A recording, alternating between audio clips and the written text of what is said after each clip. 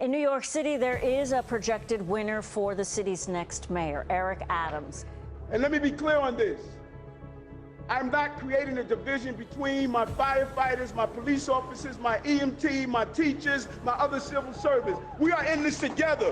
We will find a way to get through this together. No division, no division.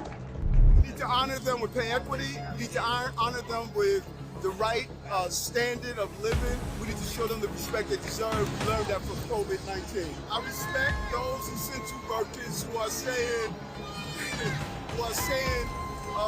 they need more than a parade down the canyon of heroes.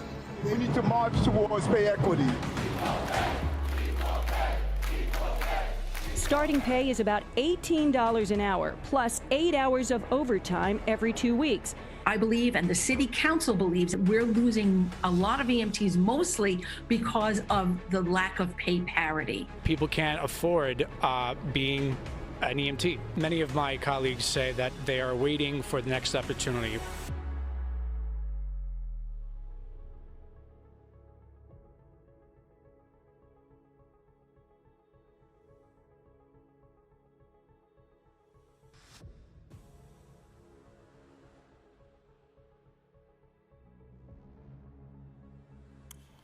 Good afternoon, council members. Thank you once again for having us here today. I do not have a written testimony, as I've been coming here for the past 8 years, and I don't want to sound repetitive over and over again of unresolved issues. I came here today with an open mind to hear what the department says. I heard nothing but lies today, distorted facts. We are second-class employees in the FDNY. We are treated disrespectfully. At every ceremony, they make sure to mention that EMS are civilians and not part of the uniform force. They even take the extra step to humiliate us in front of the public by making that small comment. There will be no chaos if we leave the FDNY. It won't be a catastrophe. Everything is already in place. We dispatch separately. We have our own stations. We have everything in place. It's just an ID that has to be changed on an ambulance. From FDNY to New York City EMS, as it was when I came in the early 90s. I was here prior to the merger. We never had response times to a cardiac arrest of 12 minutes.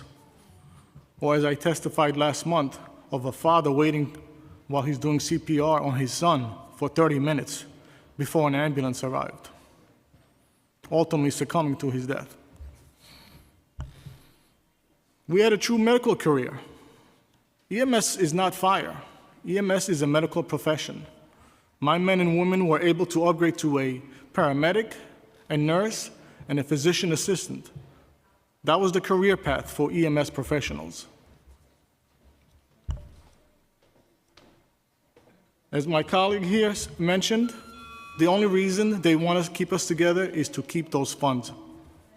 EMS does 86% of the FDNY work, yet we get scraps. Sitting next to me, which is hard to speak about, is Janice Johnson, who is homeless, working for the FDNY. How embarrassing is that? She's not the only one. If my men and women are homeless at $39,000 a year, I don't know how the paralegals are doing it for $32,000 a year. It's disgraceful. All are sitting here telling you that they're going to negotiate with us, we'll deal with it at the table. They're not dealing with anything but patent bargaining. And I sincerely appreciate your pushback on them today, because it exposes how we're treated when we're at the table.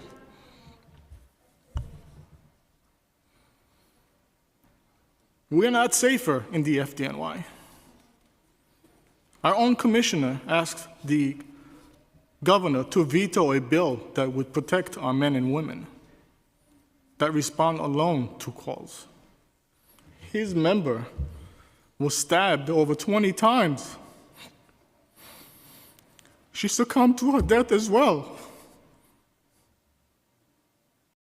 There is no protection, there's no safety in being in the FDNY. The 5% attrition that they mentioned is a lie. We lose 20% every year. In January, we're going to lose 350 in one day of people going to fire.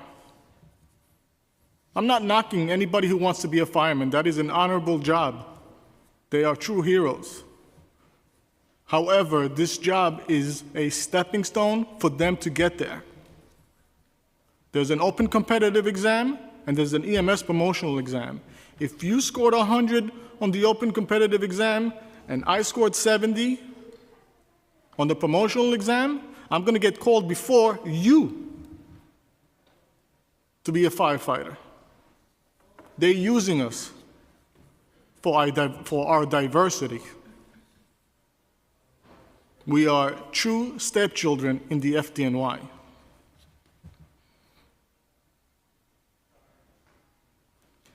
Six years ago, Chief of EMS Lillian Bonsignor sat here and said she couldn't make that determination whether we deserve pay parity. That was extremely disappointing at that time. Today, our own commissioner couldn't say that we deserve pay parity. We're not asking to be rich. We're asking to pay for food, for rent, and anything else that comes our way. We don't even have the basic necessities.